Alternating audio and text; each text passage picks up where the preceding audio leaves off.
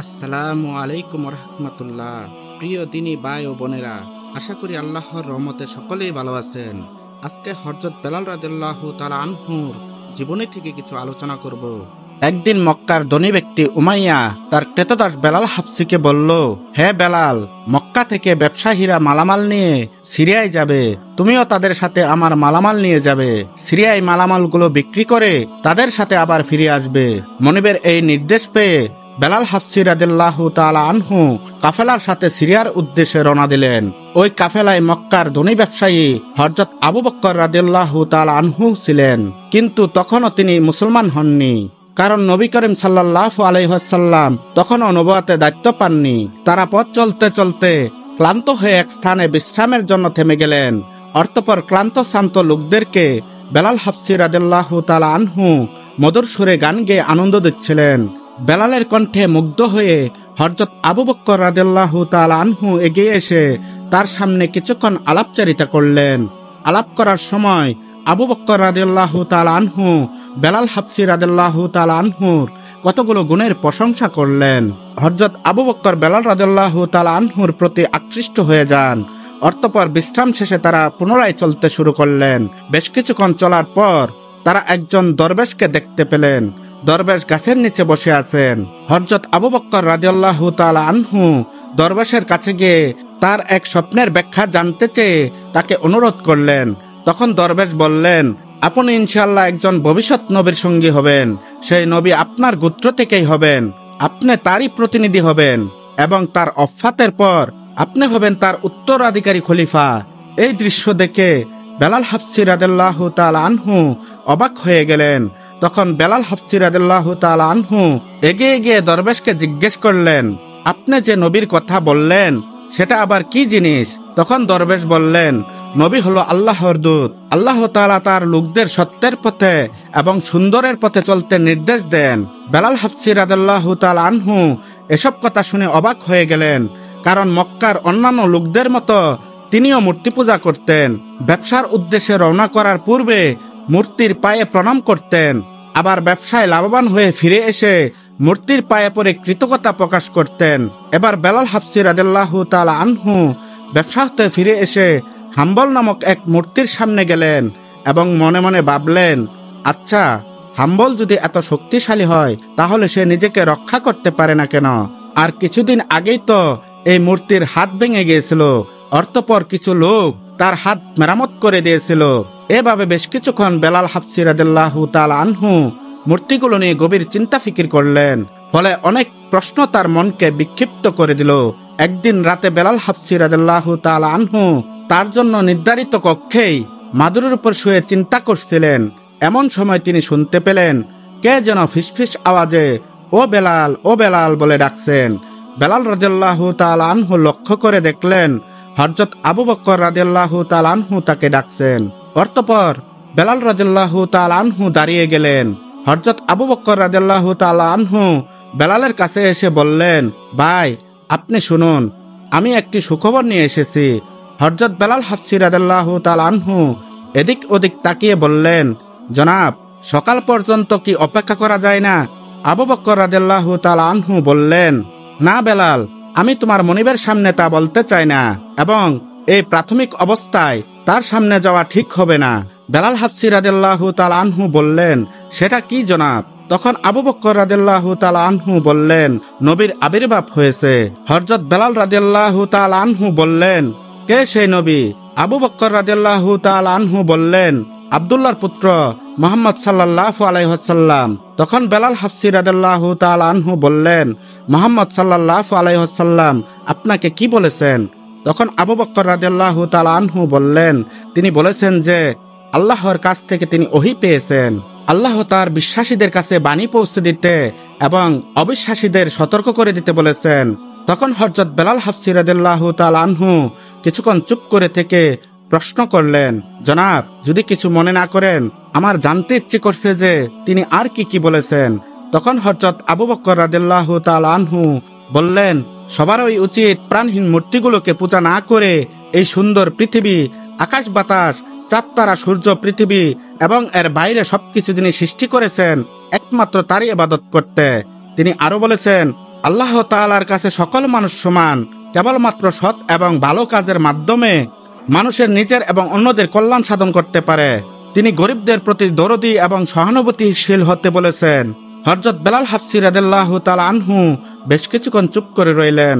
আস্তে আস্তে তার মনের পরিবর্তন হতে থাকে, ফলে এক আল্লাহর প্রতি তার বিশ্বাস জন্মে যায়।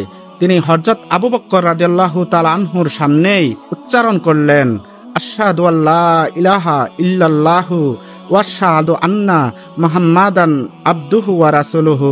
অর্থাৎ, আমি সাক্ষ্য দিচ্ছি যে আল্লাহ ছাড়া আর কোনো উপাস্য নেই, এবং আমি আরো সাক্ষ্য দিচ্ছি যে হযরত মুহাম্মদ সাল্লাল্লাহু আলাইহি ওয়াসাল্লাম আল্লাহর বান্দা ও রাসূল। তখন হযরত আবু বকর রাদিয়াল্লাহু তাআলা আনহু বললেন, ইনশাআল্লাহ আগামীকাল রাত্রে আমি আপনাকে নিয়ে হযরত মুহাম্মদ সাল্লাল্লাহু আলাইহি ওয়াসাল্লামের দরবারে হাজির হব। এই কথা বলে হযরত আবু বকর রাদিয়াল্লাহু তাআলা আনহু চলে গেলেন। হযরত বেলাল রাদিয়াল্লাহু তাআলা আনহু অনেকক্ষণ ধরে মহান সৃষ্টিকর্তার কুদরতের কথা ভাবলেন। তার মনে হলো তিনি যেন এক নতুন জীবন পেয়েছেন।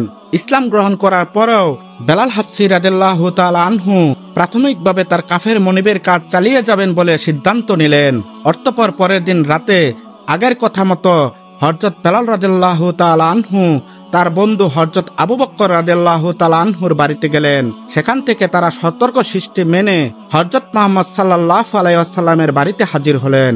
হযরত বেলাল রাদিয়াল্লাহু তাআলা আনহুর দৃষ্টি যখন মহানবী সাল্লাল্লাহু আলাইহি ওয়াসাল্লামের পবিত্র চেহারার প্রতি পড়ল, আর তিনি যখন কানে শুনলেন আহ্বান করা মধুর সুর, তখন হযরত বেলাল রাদিয়াল্লাহু তাআলা আনহুর বুকে অভূতপূর্ব ভালোবাসা ও আবেগের সঞ্চার হলো। হযরত বেলাল রাদিয়াল্লাহু তাআলা আনহু হযরত মুহাম্মদ সাল্লাল্লাহু আলাইহি ওয়াসাল্লামের পাশেই বসলেন। ক্রেতদাস মানুষের মতো নয়, বরং একজন মর্যাদাবান সম্মানের অধিকারী মানুষের ন্যায় বসলেন। নবী করিম সাল্লাল্লাহু আলাইহি ওয়াসাল্লামের সামনে তিনি আর উচ্চারণ করলেন, আশহাদু আল্লা ইলাহা ইল্লাল্লাহু ওয়া আশহাদু আন্না মুহাম্মাদান আবদুহু ওয়া রাসূলুহু। হযরত মুহাম্মদ সাল্লাল্লাহু আলাইহি ওয়াসাল্লামের সাথে কথা বলে হযরত বেলাল রাদিয়াল্লাহু তাআলা আনহুর মন আনন্দ ভরে গেল। এমন আনন্দ এর পূর্বে তিনি পাননি। অতঃপর সকাল হবার আগেই হযরত বেলাল রাদিয়াল্লাহু তাআলা আনহু তার ঘরে ফিরে আসলেন এবং গভীর নিদ্রায় শায়িত হলেন। সকালবেলা তিনি মনিবের কাজ স্বাভাবিকভাবেই করেন, কিন্তু রাতের বেলায় সবাই যখন ঘুমিয়ে যায়, তখন হযরত বেলাল রাদিয়াল্লাহু তাআলা আনহু গোপনে বাসা থেকে বের হয়ে ছুটে আসেন এবং মহানবী হযরত মুহাম্মদ সাল্লাল্লাহু আলাইহি ওয়াসাল্লামের কাছে চলে আসেন। অতঃপর মূল্যবান বাণী শুনেন এবং অল্প কয়েকজনের সাথে নামাজ আদায় করতেন, এবং সকাল হওয়ার পূর্বেই তিনি আবার বিছানায় ফিরে যেতেন। একদিন বেলাল হাবশী রাদিয়াল্লাহু তাআলা আনহু কাবা ঘরে প্রবেশ করলেন। তখন তার সামনে সারি সারি মূর্তি সাজানো ছিল। তখন তার পূর্বের স্মৃতি মনে ঝলক দিয়ে উঠল, ফলে তার মন লজ্জায়, ঘৃণায়, অনুশোচনায় ভরে গেল। তখন তিনি সবচেয়ে বড় মূর্তি হাম্বলের সামনে দাঁড়িয়ে দাঁতে দাঁত ঘষে বিড়বিড় করে বললেন, এই যে প্রাণহীন দুর্বল দেবতা, তুমি না খুবই শক্তিশালী? তবে কোথায় ছিল তখন যখন তোমার হাত ভেঙে গিয়েছিল? তুমি তা কেন ঠেকাতে পারোনি? তোমার এত অহংকার কোথায় ছিল তখন যখন তোমার পূজারীরা তোমার ভাঙ্গা হাত জোড়া দিয়ে দিয়েছিল? আসলে তুমি তো মাটি কাদার পাথর ছাড়া আর কিছুই না। তোমাকে ভেঙে টুকরো টুকরো করে ফেললেও, তোমার মুখে থুতু নিক্ষেপ করলেও তুমি কিছুই করতে পারবে না। এই বলে বেলাল হাবশী রাদিয়াল্লাহু তাআলা আনহু মূর্তিটার মুখে থুতু নিক্ষেপ করলেন। একদিন প্রকাশ্যভাবে ইসলাম প্রচারের জন্য হযরত মুহাম্মদ সাল্লাল্লাহু আলাইহি ওয়াসাল্লামের কাছে ওহী নাজিল হলো। হযরত মুহাম্মদ সাল্লাল্লাহু আলাইহি ওয়াসাল্লাম মক্কাবাসীদেরকে এক আল্লাহর ইবাদত করার আহ্বান করলেন। তিনি মূর্তি পূজা ছেড়ে দিতে বললেন। এতে মক্কার প্রভাবশালী কুরাইশরা রেগে ভয়ানক ক্ষিপ্ত হয়ে ওঠেন। তারা সবাই একত্রিত হয়ে ইসলাম ধর্মের বিরুদ্ধে রুখে দাঁড়ায়। অতঃপর মক্কার কাফেররা হযরত মুহাম্মদ সাল্লাল্লাহু আলাইহি ওয়াসাল্লামকে দুনিয়া থেকে বিদায় করে দেওয়ার জন্য গোপনে আলোচনা শুরু করলেন। আলোচনা চলাকালীন একজন লোক উমাইয়ার কানে কানে এসে কি যেন ফিসফিস করে বলল। লোকটার কথা শুনেই উমাইয়া ভীষণ রেগে ফেটে পড়ল। রাগান্বিত হয়ে উমাইয়া বলল, কি বললে তুমি? বেলাল ইসলাম ধর্ম গ্রহণ করেছে, তুমি কি সত্যিই বলছ? লোকটি তখন বলল, অবশ্যই জনাব। উমাইয়া তখন বলল, তুমি কি নিজের চোখে দেখেছ যে বেলাল মুহাম্মদের কাছে যাচ্ছে?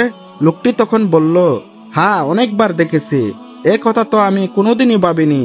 আমি তো এর চেয়ে খারাপ একটি দৃশ্য দেখেছি। উমাইয়া বলল, কি সেই দৃশ্য? লোকটি তখন বলল, আমি একদিন দেখলাম বেলাল আমাদের সম্মানিত দেবতা হাম্বলের মুখে থুতু নিক্ষেপ করছে। তখন উমাইয়া বলল, তুমি এসব কি বলছ? রাগে উমাইয়া মাথা প্রচন্ড অগ্নিশর্মা হয়ে গেল। উমাইয়া চেঁচিয়ে চেঁচিয়ে বলল, বেলালের এত বড় সাহস হলো কিভাবে? এ তো অমার্জনীয় এক অপরাধ। এই গোপন বৈঠকে কুরাইশ নেতা আবু জাহেলও ছিল। আবু জাহেল তখন বলল, এই কেনা গোলামের এত বড় স্পর্ধা, বেলালকে এমন কঠিন শাস্তি দিতে হবে যেন তাকে দেখে আর কোনো গোলাম এমন স্পর্ধা দেখানোর সাহস না পায়, এবং মোহাম্মদের ডাকানো আহ্বান বন্ধ করতে হবে। তার কারণে দুর্বল চরিত্রের লোকদেরকে কিছুতেই নষ্ট হতে দেওয়া যাবে না। তখন উমাইয়া খুশি হয়ে বলল, আপনি ঠিকই বলেছেন। তখন আবু জাহেল আরো রাগান্বিত সুরে বলল, মোহাম্মদের নতুন ধর্ম গ্রহণকারী বেলালকে কোন রকম দয়াময় দেখানো যাবে না। আমি প্রতিজ্ঞা করছি মোহাম্মদের এই নতুন ধর্মকে অচিরেই গলা টিপে মারব। অতঃপর উমাইয়া খুব রেগে হযরত বেলাল রাদিয়াল্লাহু তাআলা আনহুর ঘরে এসে শুনলেন হযরত বেলাল রাদিয়াল্লাহু তাআলা আনহু কি যেন আবৃত্তি করে যাচ্ছেন। এমন আবৃত্তি তিনি কখনোই শুনেননি। তাই উমাইয়া বিড়বিড় করে বলল, নিশ্চয়ই মোহাম্মদের কোরআনের সেই শব্দ। মোহাম্মদ আমার কেনা গোলামকে তার জাদুবিদ্যা দ্বারা মনোমুগ্ধ করে বশ করে ফেলেছে। তখন উমাইয়া চিৎকার করে বলল, ওহে বেলাল, তুই কি করছিস? তখন হযরত বেলাল রাদিয়াল্লাহু তাআলা আনহু নম্র সুরে ধীরে ধীরে উত্তর দিলেন, আল্লাহর কালাম পড়ছি। তখন উমাইয়া বলল, আল্লাহর কালাম মানে পাগলের প্রবৃত্তি? বেলাল হাফসি রাদিয়াল্লাহু তাআলা আনহু বললেন, আল্লাহ তাআলা পবিত্র কোরআন নাজিল করেছেন। তিনি তার বান্দাদের যেসব জ্ঞান দিয়েছেন এই সব সেই জ্ঞানের কথা। তখন উমাইয়া চেঁচিয়ে বলল, যথেষ্ট হয়েছে, আর কথা বাড়িয়ে লাভ নেই। কিন্তু হযরত বেলাল রাদিয়াল্লাহু তাআলা আনহু তখনও ওই একই কথা বলে চলেছেন। আল্লাহ তাআলা সবকিছুর সৃষ্টিকর্তা, তিনি সর্বশক্তিমান, তার কোনো অংশীদারিত্ব নেই। তখন উমাইয়া উচ্চ সুরে বলে উঠল, ওরে স্পর্ধিত গোলাম, তোর সাহসের সীমারেখা দেখছি অনেক বেশি ছাড়িয়ে গেছে। তুই আমাদের ধর্ম, আমাদের দেবতাকে ভুলে গিয়ে এক জাদুকরের পথে প্রান্ত হয়ে গেছিস। হযরত বেলাল রাদিয়াল্লাহু তাআলা আনহু বললেন, হে আমার মনিব, আমি ভুল পথে চলছি না। আল্লাহ তাআলা আমাকে সহজ সরল ও সঠিক পথে পরিচালিত করছেন। এবার উমাইয়া আর সহ্য করতে পারলেন না। উমাইয়া বেলাল রাদিয়াল্লাহু তাআলা আনহুর গালে ফাঁস করে একটা চড় দিয়ে দিলেন। হযরত বেলাল রাদিয়াল্লাহু তাআলা আনহুকে মাটিতে ফেলে দিয়ে গলা ফাটা চিৎকার করে বলল, বেয়াদব বেক্কেল কোথাকার, তুই হলে আমার খরিদ করা গোলাম। আমি তোকে যেভাবে চালাবো তুই সেভাবেই চলবি, যা করতে বলবো তাই করবি। আমি যা বিশ্বাস করি, যে দেবতারে মানি, তোকেও তা মানতে হবে, তোকেও সেই দেবতাকে বিশ্বাস করতে হবে। তখন বেলাল রাদিয়াল্লাহু তাআলা আনহু নম্র সুরে জবাব দিলেন, নিশ্চয়ই আপনি আমার মনিব। আপনি আমাকে টাকা দিয়ে কিনেছেন, কিন্তু আপনি শুধু আমার দেহটাকে কিনেছেন, মনটা আমার সম্পূর্ণ নিজের। আমি এখন আল্লাহ তাআলাকে ছাড়া আর কাউকে বিশ্বাস করি না, আর কখনোই করব না। তখন উমাইয়া বলল, চুপ বেয়াদব, তোকে দেখছি মোহাম্মদ একেবারে নষ্ট করে ফেলেছে। বেলাল রাদিয়াল্লাহু তাআলা আনহু বললেন, মুহাম্মদ সাল্লাল্লাহু আলাইহি ওয়াসাল্লাম আমাকে নষ্ট করেনি, বরং তিনি আমাকে ঠিক মতো চলার পথ দেখিয়ে দিয়েছেন। তখন উমাইয়া তার কেনা গোলামের সাহস দেখে স্তম্ভিত হয়ে গেলেন। উমাইয়া রেগে অগ্নিশর্মা হয়ে বলল, ওরে কালো কুসকুসে গোলাম, আমি আমার দেবতার নামে কসম করে বলছি, তুই তোর এই ধর্ম না ছাড়া পর্যন্ত তোকে আমি যত রকমের কঠিন শাস্তি আছে তাই দেব। তোর আল্লাহ আল্লাহ করা ইসলাম ধর্ম মেনে চলার মজাটা আমি তোকে অবশ্যই দেখাবো। তখন বেলাল রাদিয়াল্লাহু তাআলা আনহুর মুখ থেকে আপনা আপনি বের হয়ে গেল, আমার জান বেরিয়ে গেলেও আমি ইসলাম ধর্ম ছাড়ব না, কারণ ইসলাম হলো মানুষের জন্য মুক্তির ধর্ম। অতঃপর উমাইয়া বেলাল হাফসি রাদিয়াল্লাহু তাআলা আনহুর উপর কঠোর নির্যাতন করার নির্দেশ দিল। ফলে শুরু হলো চাবুকের আঘাত। কিন্তু তবুও বেলাল রাদিয়াল্লাহু তাআলা আনহুর মুখ থেকে একটি ধ্বনি সবসময় উচ্চারিত হতে থাকে, আহাদ আহাদ, অর্থাৎ আল্লাহ এক, আল্লাহ এক। অতঃপর উমাইয়ার নির্দেশে হযরত বেলালের হাত দুটো পেছনের দিক থেকে বেঁধে দেওয়া হলো। গলাতে পেঁচানো হলো শক্ত মোটা একটি দড়ি। তার শরীর থেকে সমস্ত কাপড় খুলে দেওয়া হলো। অতঃপর তাকে চাবুকের পর চাবুক মেরে নির্মমভাবে আঘাত করতে লাগলো। কি নির্মম নিষ্ঠুর নির্যাতন! হযরত বেলাল রাদিয়াল্লাহু তাআলা আনহুর শরীর থেকে জর্জর করে রক্ত ঝরছে। একটা সময় তিনি জ্ঞান হারিয়ে ফেললেন। কিছুক্ষণ পর জ্ঞান ফিরে তিনি দেখলেন তাকে একটি অন্ধকার কুঠুরিতে বন্দী করে রাখা হয়েছে। এখন আর তার বুঝতে বাকি থাকলো না যে মৃত্যু পর্যন্ত তাকে রাত দিন এখানেই কাটাতে হবে। তার চোখের সামনে ভেসে উঠল ভাই এবং বোনের মুখ। তিনি মনে মনে ভাবলেন, আর একবার যদি তাদের কাছে যেতে পারতাম, একবার যদি তাদেরকে দেখতে পারতাম। বিশ্বনবীর মুখটাও তার সামনে ভেসে উঠল।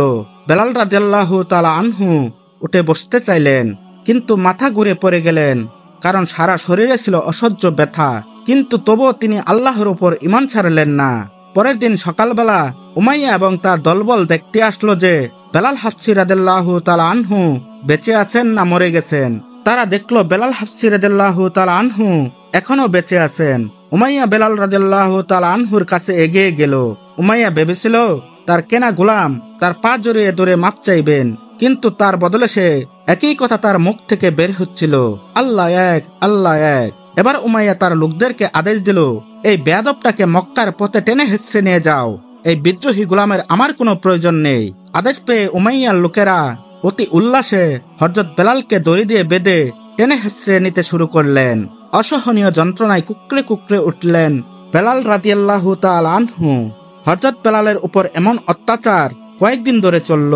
ব্যথার যন্ত্রণায় বেলালের শরীর নিথুর হয়ে গেল, কিন্তু তবুও তার মুখ থেকে সেই একই কথা উচ্চারিত হতে থাকলো, আহাত আহাত, আল্লাহ এক, আল্লাহ এক। এই সময় আবু জাহেল এগিয়ে এসে বলল, এই বেয়াদবটাকে আরো অসহনীয় এবং কঠোর শাস্তি দিতে হবে, নইলে তার আক্কেল আসল ঠিকানায় আসবে না।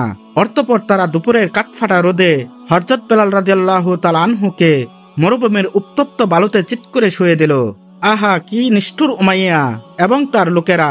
হযরত বেলাল রাদিয়াল্লাহু তাআলা আনহুকে উত্তপ্ত বালুতে চিৎ করে শুয়ে দিয়েও তারা ক্ষান্ত হলো না। হযরত বেলাল রাদিয়াল্লাহু তাআলা আনহুর বুকের উপর খুব বড় পাথর চাপা দিল এবং বলল, তুই যে পর্যন্ত তোর আল্লাহ এবং মুহাম্মদের বাণী ছেড়ে আমাদের দেবতা হাম্বাল এবং উজ্জার এদের নাম না নিবি, ততক্ষণ পর্যন্ত তোকে এই অবস্থাতে রাখা হবে। উত্তপ্ত বালুর উপর শুয়ে রেখে বিশাল পাথর বুকের উপর চাপ দেওয়ার ফলে হযরত বেলাল রাদিয়াল্লাহু তাআলা আনহুর প্রাণ যেন বের হয়ে যাওয়ার উপক্রম হলো।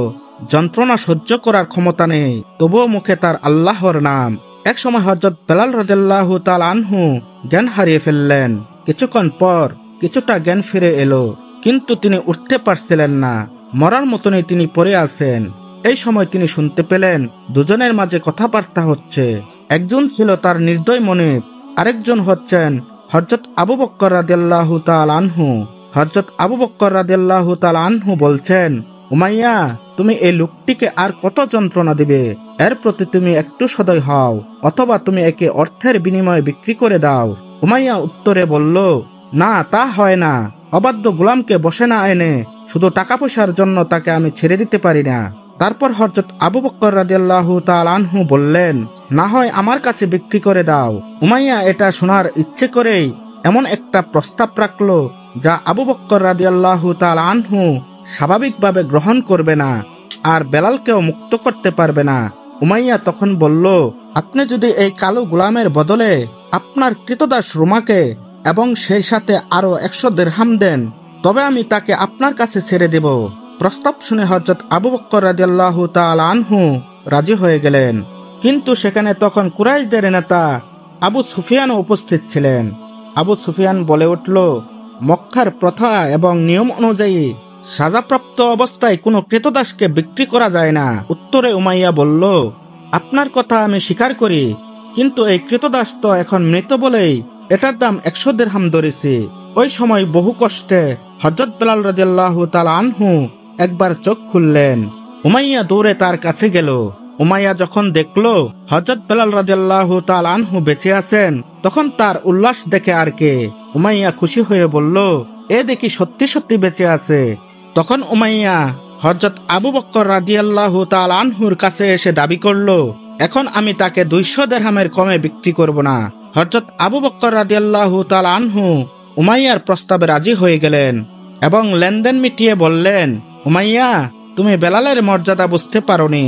আমি তাকে ইয়ামেনের রাজ্যের চেয়ে বেশি মূল্যবান মনে করি। অতঃপর হযরত বেলাল রাদিয়াল্লাহু তাআলা আনহুর বুক থেকে বাড়ি পাথর সরিয়ে দেওয়া হলো, বাঁধন খুলে দেওয়া হলো। অতি কষ্টে হযরত বেলাল রাদিয়াল্লাহু তাআলা আনহু চোখ খুললেন। তিনি দেখলেন হযরত আবু বকর রাদিয়াল্লাহু তাআলা আনহুর পালিত সন্তান জাহিদ তার পাশে দাঁড়িয়ে আছেন। জাহিদ মমতার সুরে বেলালকে বললেন, বেলাল, আপনার দাসত্বের শৃঙ্খল খুলে দেওয়া হলো, আজ থেকে আপনি সম্পূর্ণ স্বাধীন। অতঃপর জাহিদের সাহায্যে হযরত আবু বকর রাদিয়াল্লাহু তাআলা আনহু হযরত বেলাল রাদিয়াল্লাহু তাআলা আনহুকে ধরে নিজের বাসায় নিয়ে আসলেন। হযরত বেলাল রাদিয়াল্লাহু তাআলা আনহুকে এত মানসিক এবং শারীরিকভাবে মারা হয়েছিল যে যার ফলে আরো 5 দিন পর্যন্ত জীবন মৃত্যুর সাথে লড়াই করতে হয়েছিল। হযরত বেলালকে যে কত রকমের ওষুধ খাওয়ানো হয়েছিল আর কত রকমের মলম লাগানো হয়েছিল তার কোনো হিসাব নেই। হযরত বেলাল রাদিয়াল্লাহু তাআলা আনহু নিজেও তা জানতেন না। অতঃপর 6 দিন পর বেলাল রাদিয়াল্লাহু তাআলা আনহুর ঘর থেকে বের হলেন। এই দৃশ্য দেখে হযরত আবু বকর রাদিয়াল্লাহু তাআলা আনহুর আনন্দের সীমা ছিল না। তিনি বললেন, প্রিয় বেলাল, আমি তোমার মতো ভাগ্যবান লোক আর একটাও দেখিনি। মহানবী হযরত মুহাম্মদ সাল্লাল্লাহু আলাইহি ওয়াসাল্লাম 3 দিন ধরে তোমার বিছানায় বসে তোমার রোগ মুক্তির জন্য আল্লাহ তাআলার কাছে দোয়া করছেন। যখন তোমার জ্বর কমে গেল এবং আশঙ্কা কেটে গেল তখন তিনি বাড়িতে গিয়েছেন। বেলাল রাদিয়াল্লাহু তাআলা আনহু সুস্থ হবার পর হযরত আবু বকর রাদিয়াল্লাহু তাআলা আনহু বেলাল রাদিয়াল্লাহু তাআলা আনহুকে সাথে নিয়ে মহানবী হযরত মুহাম্মদ সাল্লাল্লাহু আলাইহি ওয়াসাল্লামের কাছে গেলেন। তখন বিশ্বনবী বেলাল রাদিয়াল্লাহু তাআলা আনহুকে আপন করে নিলেন। শুরু হলো হযরত বেলাল রাদিয়াল্লাহু তাআলা আনহুর নতুন আনন্দ ভরা জীবন। তিনি সারাক্ষণ নবীজির পাশে পাশে থাকতেন, তবে বিশ্বনবীর অধীনে তিনি চাকর হিসেবে নয়, রাজার মর্যাদায় দিন কাটাতে থাকেন। অতঃপর নামাজের জন্য যখন আজান দেওয়ার প্রয়োজন হলো তখন নবী করিম সাল্লাল্লাহু আলাইহি ওয়াসাল্লাম হযরত বেলাল হাবশী রাদিয়াল্লাহু তাআলা আনহুকে বললেন, হে বেলাল, তুমি মুসল্লিদের ডাকার জন্য দায়িত্ব নাও। নবী করিম সাল্লাল্লাহু আলাইহি ওয়াসাল্লাম বেলাল হাবশী রাদিয়াল্লাহু তাআলা আনহুকে কিভাবে আজান দিতে হয় তা শিখিয়ে দিলেন। ফলে বেলাল রাদিয়াল্লাহু তাআলা আনহু কাঁপা কাঁপা কণ্ঠে নামাজের জন্য প্রথম আজান দিলেন। এভাবেই হযরত বেলাল রাদিয়াল্লাহু তাআলা আনহু হয়ে গেলেন মুসলিম জাহানের প্রথম মুয়াজ্জিন। প্রিয় বন্ধুরা, এই ছিল হযরত বেলাল রাদিয়াল্লাহু তাআলা আনহুর কষ্টের জীবন ভরা ইমানি শক্তির পরীক্ষা। আল্লাহ রাব্বুল আলামিন আমাদেরকে বিশ্বনবীর এবং তার সাহাবীদের মতো জীবন গঠন করার তৌফিক দান করুক। সকলেই বলুন আমিন।